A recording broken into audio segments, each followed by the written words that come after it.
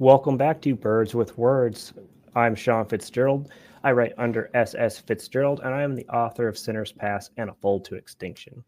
Today, we have a very special guest author with us. We have Sage, who wants to share with us her journey from going from a traditional published author to being an independent author. But before we jump right into that, Sage, can you take a second, introduce yourself, let my audience know where they can find you? Yeah, of course. Hi, everyone. Hi, Sean. Thanks for having me. So my name's Sage. I'm a French-born author slash wannabe author. You can find me at sagegreer.com on X and Instagram as well. And yeah, I my first novel, which is a contemporary romance, is coming out this May. And yeah, I'm excited to tell you more about the journey.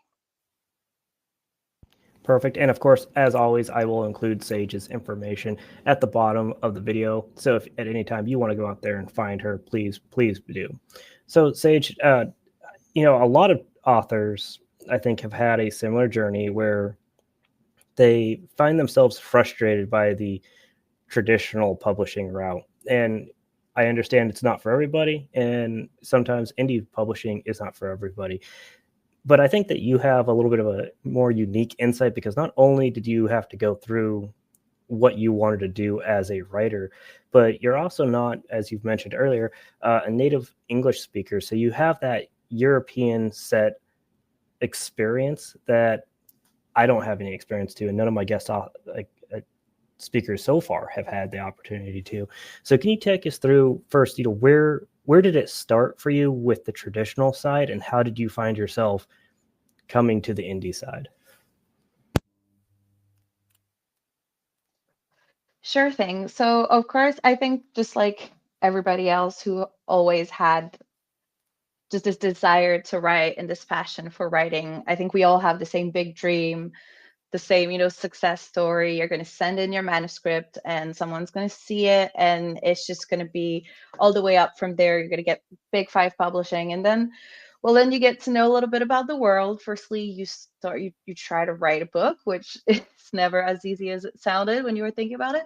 And then, yeah, I think it just started like everybody else. I had this idea, I started writing, and it took me over a year to write this book, at least the first full version of it, which is very different now. And when I kind of finished, I thought, this is it. Wonderful. The book's written. Now let's get it published. And, within 6 months, I'll be an author. It'll be out in stores. Yeah, so it was a rude landing, but, so I started looking into it. As you mentioned, I'm not from the US, so I kind of had to get through that first, not language as much as cultural barrier of how things work, because I decided to write in English, so I have to publish it in an English speaking country. And the agent side isn't really a thing that we have where I'm from. We have publishing houses and authors, or at least the understanding that I had of it is that here there's less this idea of the middleman, the middle step. So I just thought you just send in some emails with a manuscript, you print it, you post it, whatever it is, and then it happens. So it was a pretty rough awakening. But I got to it. I think what helped me the most was the online community, finding writers who were in the same stage. Every kind of rejection that I started getting was kind of met with an equal amount of support from other writers who are going through the same thing. Even the whole query aspect of it, the whole you have to write a synopsis and a letter, and you have to sell and think about your book in ways that you haven't thought about it yet. So I spent about 6 months doing that. I was really committed. I was like, okay, this is a lot harder and a lot longer than I thought it was going to be, but you know what? I want it. Let's keep trying. And then, of course, the rejections started coming in, or more often the silences, which is its own different ball game. But I think just like everyone else, and so many of your listeners will know that feeling, the doubt, the am I doing the right thing? Um, but when I started looking into indie at first, I realized that wasn't for me either. I realized I just, it felt like so much time, so much, and so many skills you needed to have to be an indie author, to publish your own thing, to market yourself, to find your audience, to find your readers. I don't even have a base of an audience because everyone, you're kind of like your classic, your friends, your family who would support and buy the book and read the book, most of them don't even speak English for me. So there was this, I really felt like I needed the help of an agent and a publishing house, and the whole kind of the proper way things were supposed to be done. Um, but it didn't work. So where'd you go from there when you feel like you have this story and then it just can't seem to be, it was always missing the mark by just a little bit. People asked to read the full book. I had a few agents who were interested, but then there was always something that was missing. um and so that was when kind of like things took a turn. There was the couple of weeks where I almost gave up, or you just kind of take a step back and you think about how silly it is that I have this story and I just can't seem to get it into people's hands. I tried, not tried, but I kind of thought about starting to find a way to go indie. So, got on social media and tried to talk to people. Um, but the thing is, I had a full-time job. I also was in full-time education, went back to grad school, and I felt like I just simply didn't have the time to do it all by myself and take the long way. And so that was when actually I I think I got really lucky. I came upon this indie press, which is called Contrarian Publishing, which is an author subsidized publishing house, which I think the blessing was that I didn't know what that meant, because now that I'm in this world, I know there's a lot of kind of like negative, maybe even stigma around it. And a lot of that is caused by vanity presses and everything that can kind of like put people off the idea of like, financing, giving money to the publishing house in the first place, which I think because I didn't know anything about that, I just took a meeting and I got on a phone call with the head editor and the founder of Contrarian Publishing. And she was really, really lovely. She seemed to be really interested in the story and she took the time to explain to me what it meant. And while I understand this isn't really the choice, like a choice that's common to most people, I felt like it was speaking to me, because she was offering professional insights into a world that she's from. Jamie's worked at big five publishers. She knows this world, and there's a marketing team working at Contrarian. There's people who are in this industry and could guide me and answer my questions. But also, it seems like because of their desire to support indie authors, there was the space there to kind of do it my way, retain a lot of the creativity, where I didn't have to make the changes that perhaps more traditional ways of publishing kind of meant that I had to change some things, change some themes to make it more, honestly, make it more marketable and palatable. And with this kind of hybrid way of publishing, I retained the control while having the help along the way. And so I've been with Contrarian Publishing for about 6 months now, and it's been a really great journey. I realized that I wasn't in a position to be an indie author right now, which may change in the future, but I just didn't know enough about this world. I feel like I didn't have the confidence that I needed, and I feel like it's really hard to find all the people that you're going to need the help of along the way when you're an indie publisher. At least that's what I found. And finding Jamie, who was my editor and worked with me for months on my first novel, it was just really reassuring. And she made the book a much better book. And so yeah, I'm really happy with my choice, and we've been working together. It feels like I'm going indie in the sense of how involved I am in the process. Like I have complete control over everything that is going on. We worked on the cover together. We did everything together along the way, which really kind of helps this, because I'm sure you know about the attachment that you have to your first novel, Of course. obviously. Um, and so yeah, it felt very important that I was involved every step of the way, and Contrarians really helped with that and made sure that I never forgot that it was my book. Even when they had advice and input, it was always my book. And so I'm really, really happy with this choice. And so with Contrarian, we're going to publish my first novel, which I never really thought I would be able to say, even when I wanted it so much. So it's coming out May 2025, and it's called To the End of the Line. It's a contemporary romance, but it's also a lot more than that, for which I think that's probably why traditional publishing didn't find, didn't know what to do with it and how to kind of go about it. But yeah, that's kind of how I got there.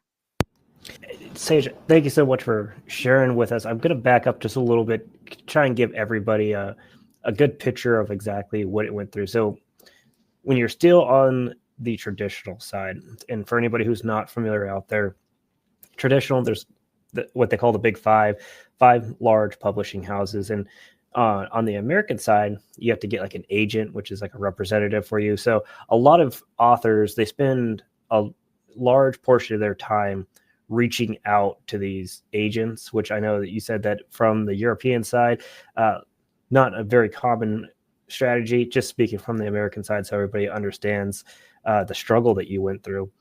And these rejections can go on for years. So I know you mentioned 6 months. Was 6 months your entire time in what they call the trenches, or was that just the amount of time that you spent reaching out to trying to find that middleman?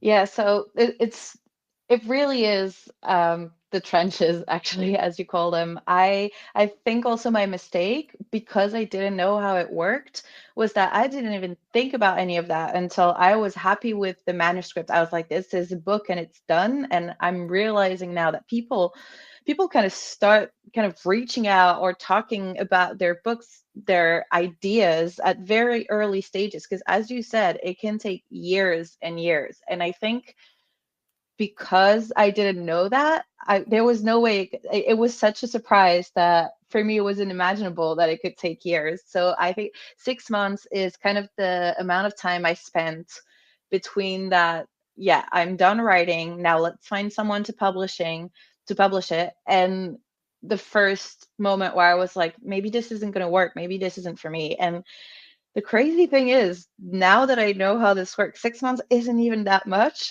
When I look at the stats, when I look at, how many agents I reached out, asking them if they wanted to represent me, if they wanted to try to find a publisher for my book, the rejections that I got, but also the encouraging words, I feel like 6 months was not that much. But to me, who expected 0 months, I think that's why I thought about going another way, maybe quicker than most people have. Yeah, absolutely. And again, for those who aren't authors themselves, to give you a time frame, there's no one answer fits everybody out there for these. Agents can come back and immediately pick you up, which is extremely rare. Let's say that's like one out of a million. But generally, several years is the realistic time frame that we hear from most authors saying that they went back and forth. And writers, they're not going to just sit there. So they're working on other things. They're doing editing on all of that. So then let's talk about when you finally started looking at that publishing house that you ended up choosing to go with. Did you find them? Did you find an advertisement for them? What is it that drew your attention to that particular publishing house? It's so I saw their post on social media. It was so, I don't know, it felt like very serendipity, because they didn't have a lot of followers. I was never on social media. I just kind of opened the app one day and found it was a tweet at the time. Um, that was this publishing house that was like, talking about we're a publishing house, but we're kind of like talk in touch with authors directly, and we want to support indie authors. And if you have a story, reach out to us and we can see if we can work together. And I was like, you know what? I just I mean, I've sent so many emails at this point. Why not send one more? So that's how I reached out to them. And I think the great thing was that we hopped on the call right away. There was contact, and I think after so much time in the trenches, as you call it, someone kind of like willing to talk to you right away, hear about your story, was really reassuring, and that's what really did it for me. Yeah. And you said that it's subsidized by authors. So, vanity press houses, for anybody who isn't familiar with this on the writing side, Vanity, as mentioned, they get a bad reputation because there's a lot of predatory practices that some publishing houses use, which is why they get called vanity presses. Essentially, they know that you have vanity, hence the name, and you want to get your work out there. So they'll take a large upfront fee, and I'll just use 5,000 as an example because I have seen somebody request that. And the assumption is that they're going to do everything for you that a normal publishing house would. So you're going to get a frontline editor, you're going to get a book cover, you're going to get marketing. The difference, though, is where the big five would do that, you would usually subcontract out yourself, and they do a lot of that work on your behalf and only make creative changes with you.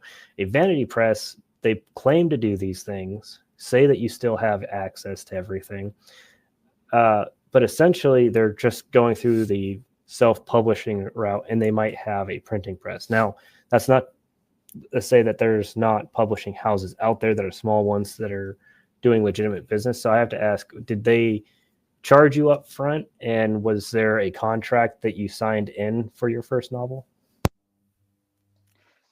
Yeah, so I think it is a really important topic because that it was really scary at first when why does this work so differently, and why is everyone, so I looked into vanity presses right away. I tried to understand something that I really didn't know. But so there are a few ways to kind of like differentiate a vanity press that will, as you said, basically just kind of like sell you all of the things that as an indie author you kind of would need to contract by yourself to get your book to the same result, and they will just kind of like sell you this big package and you'll pay upfront, and then what they'll do is they'll simply publish it, and kind of they won't necessarily do the marketing that they sold you, and just kind of pocket the money. But there are a lot of hybrid publishers that are kind of like aware of how hard traditional publishing is getting, how kind of like the market is at this stage, and I think the most important part is the transparency. They will always be extremely transparent about what they are, and they will always start the conversation by saying there is a fee, this is exactly the service that's being provided within X timeline. There's also some guidelines by the IBPA, which is the Independent Book Publishers Association, that can help people recognize what a hybrid publishing house is and how to differentiate it from a vanity press. How it worked with Contrarian was that if you go to their website, which is really well made, there is a list of every service that they offer, and it is run by editors who are also freelance editors. So they do that work on the side. They can do that work. They can just be editors. You do not have to publish with them. And when I asked about how it all worked, someone jumped on a call with me right away and explained basically that I could choose the amount of things that I wanted their input in, whether it's marketing, whether it's editing, and everything has a cost that is really clearly and transparently broken down. There was a contract, there was an upfront payment, and there was a contract that we wrote together, a contract that's one of the very important things as well is that the author keeps most of the royalties. That's a big thing that vanity presses will take a big commission on royalties once the book starts selling. Whereas basically with a good hybrid publishing house, you pay them for the editing work, the marketing work, everything that you would potentially have needed help with as an indie author. Although some people can do it all, I already knew that this was not going to be possible for me. You know, 2 jobs, everything going on, not knowing the culture around the industry. I knew that I was going to need marketing, freelance help. I was going to need help with design. I was going to need help with editing, proofreading, etc.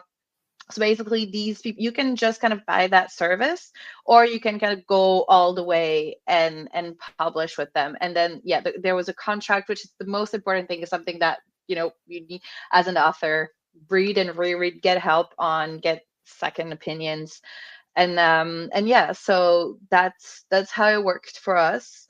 And I think it was the right choice for me, mostly because those are things that I would have needed help with either way. And that came at a point where I was looking into indie publishing, and I was realizing that for that, I was going to need to find freelance editors, freelance, designers, work on the cover, marketing, etc. To still get to a point where I had a ready book, like a book that was ready to be published, but I still, all the questions about finding an audience and finding a readership were still going to need to be asked. And also it was a personal kind of connection. The founder of Contrarian, who's the head editor, is the person that I talked to, and I just felt like I trusted her with my story. I feel like when you want to give something or give someone kind of input on something that's so special and important as your book, you feel it right away if you feel like you can trust them with it. But we talked a lot, and I had many questions, and they were very, very transparent, and I think as they should, to reassure me about how this was all going to work. And let me ask, so they're providing your marketing, editing, before you got to handing over your manuscript. So you had the contract signed. How many individual sessions did you spend going through your manuscript? I would call them version changes. Some people call them rewrites. How many times did you go through that manuscript before providing it to their editor? What do you mean? Sorry. You're fine. So every author is a little bit different on the way that they approach their manuscripts. The way I do it, that's why I call it version changes. I'll write the manuscript, from beginning to end, and then once I have it down, I go through it and edit it several times myself before I reach out to an editor. Did you do any of that, or did you get a raw manuscript and send them the first draft? So I think what's interesting with the version that they got is that, so I'd been querying and looking for an agent for a bit over 6 months, and when I started, I thought it was done. There had been no major rewrites, but I really thought the manuscript was done. And then with every rejection, I kind of doubted in that. So while I was looking for an agent, I think there's 2 to 3 versions of the story that kind of went out there at different stages, because I was like, obviously this isn't working. And if it's not working, it must be the manuscript.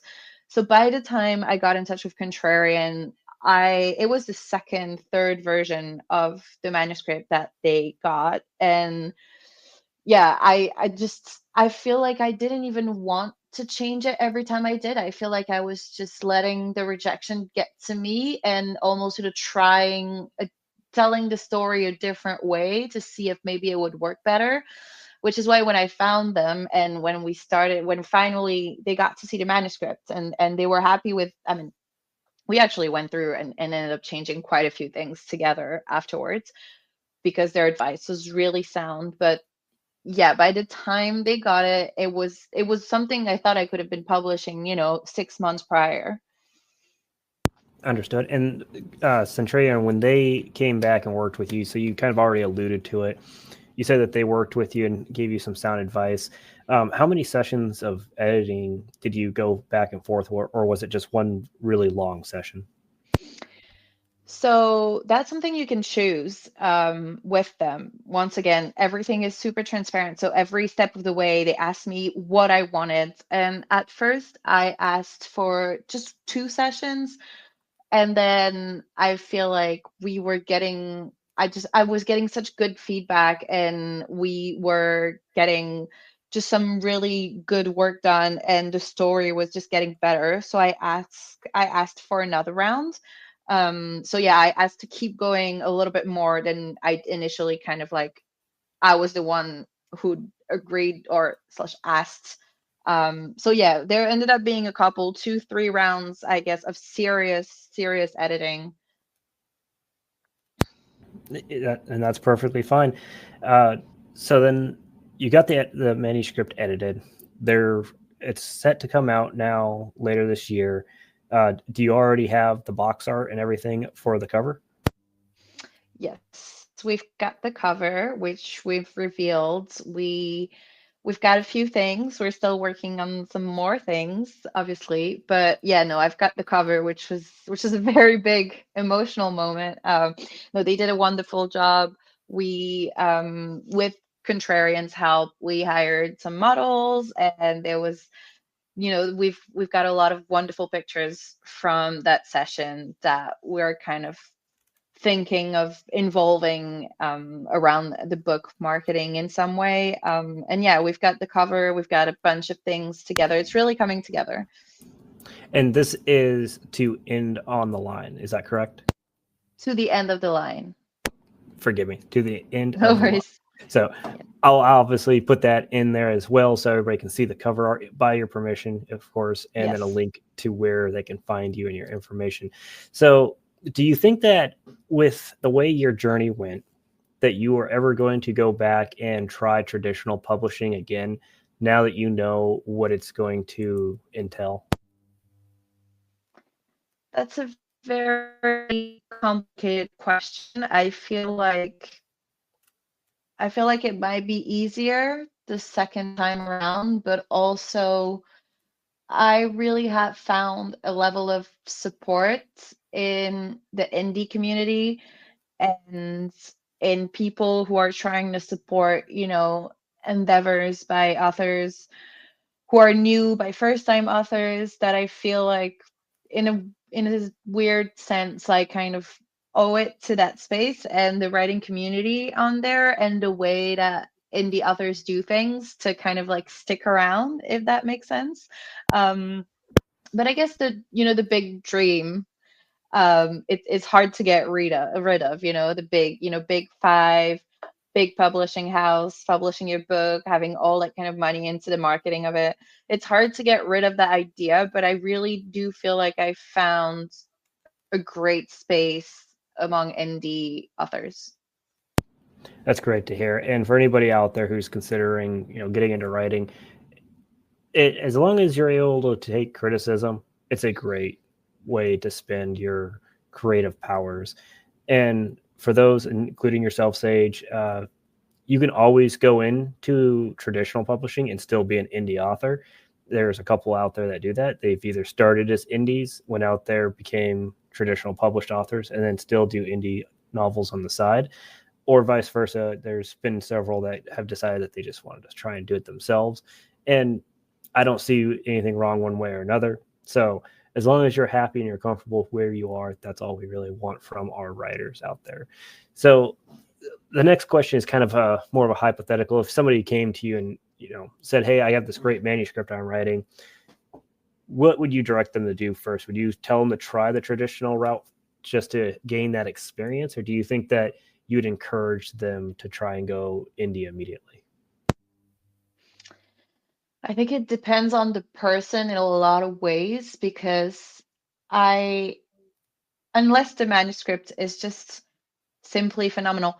Although I don't even think I can say that because I do think that there's a lot of luck involved as well, not just talent to make it into traditional publishing, especially at the beginning of a writing career. I think there are so many wonderful writers who are trying. When you see, agents get contacted by hundreds and hundreds of writers every year hoping to make it, and the books are always, they're always wonderful, but there's also, it is their job in a way that agents can be kind of commercially minded, and they have to see how they can sell your book. That's normal. But I don't even think that a great manuscript can always be enough. And I think you have to be ready to suffer for a few months if you want to go traditional. I think we all have kind of like this idea that maybe this is going to be different. We all believe in our project so much, as we should, but maybe I think the more I am in this space, the more I would, if not argue for, at least vouch for indie publishing, and really kind of like try to explain what that would entail, and how it is a very viable option. I mean, when you look at book sales these days, like it genuinely is a very viable option, and it allows you to keep a lot of your creative, just you can, it allows you to be in control of the story in a way that might be important to someone who's finally started to write, finally written this first project that they care about so much. So I can't tell you, sorry, it's not a definitive answer, but I would definitely vouch for indie publishing, and present it as the real option that it is, even though maybe outside of the writing community people might not really see it that way. I think nowadays it's really something to consider. Yeah, I think that the stereotype and the stigma that came from being a self-published author is kind of died away, just because there are so many talented authors out there now that have gone that route, that it's kind of broken away from what was once that. There's still, the garbage that's pushed out, such as AI generated books that are coming out with, there's no fun, there's no humanity behind that. And I also struggle with that question as well. So I think it's really dependent on what that person wants. Um, I know personally, I do have a manuscript I plan on trying the traditional route with, now that I'm more comfortable with the expectation, but I'm fully happy with the way that I've gone with my previous two novels and my upcoming series. So I don't feel like I'm losing anything at this anymore, which I think is the biggest thing that new writers feel, is that there's this time constraint that's on you to try and get people this great story that you wrote, and you want people to be as excited for it as you are. And I think that's for any artist. But the writing industry is just so, you got to know somebody to get in sometimes, and that's difficult to do when you're a brand new person with no followers on Twitter, no followers on Facebook, whatever your social media is. That agent has to, just to your point, that agent has to be able to take it and sell it. And if it might be a great book, but if they're like, I can't sell this, you're losing out on that opportunity because of somebody else's no. And I think that really drives a lot of authors down. So as long as you're able to do it one way or another, I think your answer was actually very beneficial.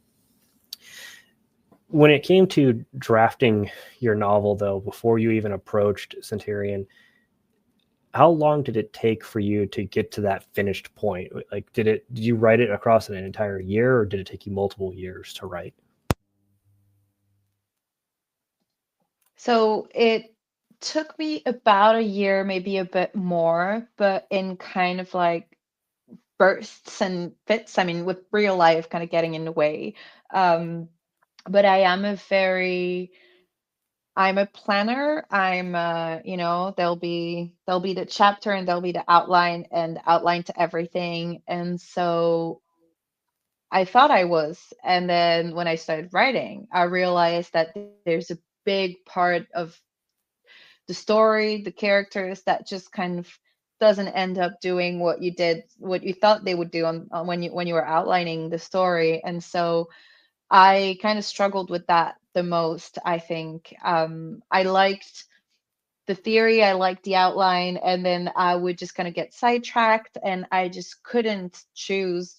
I couldn't, like, do I stick to the plan? Do I kind of explore this? And then, kind of making cuts. Um, I think it was the journey between the idea that I had at the beginning and the story that I ended up kind of telling at the end. And actually, the story that I'm telling with to the end of the line, as it will be published and as it will come out in May, are all so different.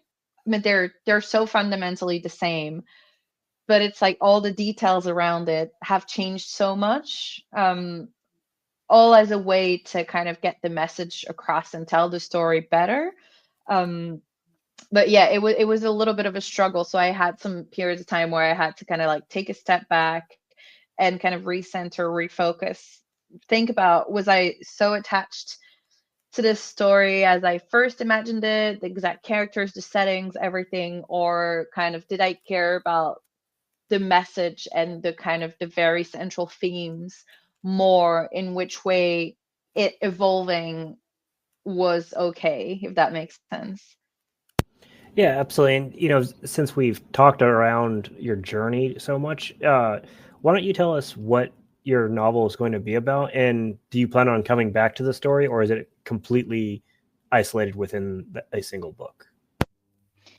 It's a complete standalone, and I don't think I feel like I've actually told the story I wanted to tell, which is quite a nice feeling actually. It's about Nicholas, which is our main character, a PhD student, and he is kind of living his life, and then someone from his past crashes back into his life, and for lots of reasons has to live with him, and so he comes into close proximity with someone who is clearly not talked to in a long time for reasons the readers kind of find out throughout the book. And this kind of like blast from the past brings back a lot of conflicting things that had been buried for a long time. It's kind of a love story, but it is most a story about kind of like the healing journey into adulthood and the things you might have buried when you kind of weren't ready to deal with them, and coming back and kind of like learning to heal and be happy and kind of do the hard work when you're forced, and when you're forced to do it. So that's why I think this story, which was what it was always about, there was so many ways to tell it. That was a tension as I was writing, kind of figuring out all the noise around it to kind of say what I wanted to say. Absolutely. And just because we're getting near the end here, was the story driven by any personal experiences, or is that a conversation for another day? Um, it was driven definitely by a feeling. So the experiences and the things that happen to Nicholas throughout the book, a lot of the themes I'm very familiar with. I mean, there's his struggle with his sexuality, there's his struggle with academic life and kind of like figuring his path within academia as someone who's, in grad school and was at the time that I was writing.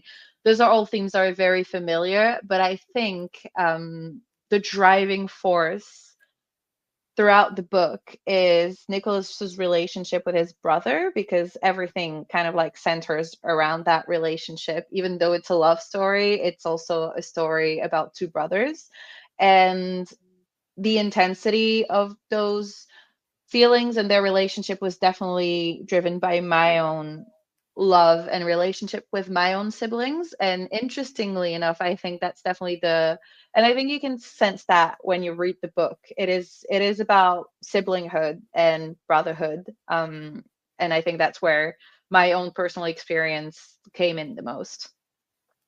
Wonderful. Well, I'm sure we all look forward to reading it soon, Sage. We're right up against the hour, so I'm going to go ahead and do the outro for everybody here. Again, I'm Sean Fitzgerald, your host with Birds with Words. Sage, I know you introduced yourself earlier, please go ahead and just remind us where we can find you and when your novel is being released. Sure. So, To the End of the Line, which is a queer contemporary romance, will be coming out in May 2025. You can find me at sagegreer.com, and you can find To the End of the Line wherever you buy books and add it on Goodreads and Storygraph. Thank you so much, Sage. And for everybody else out there, please go ahead, take a look at Sage's information linked below. Please, if you're into romance of that nature, reach out, get her novel, and make sure you're following her on her social medias. She'll need all the support going forward because I'm sure we're going to see plenty more books from her. Until next time, stay frosty.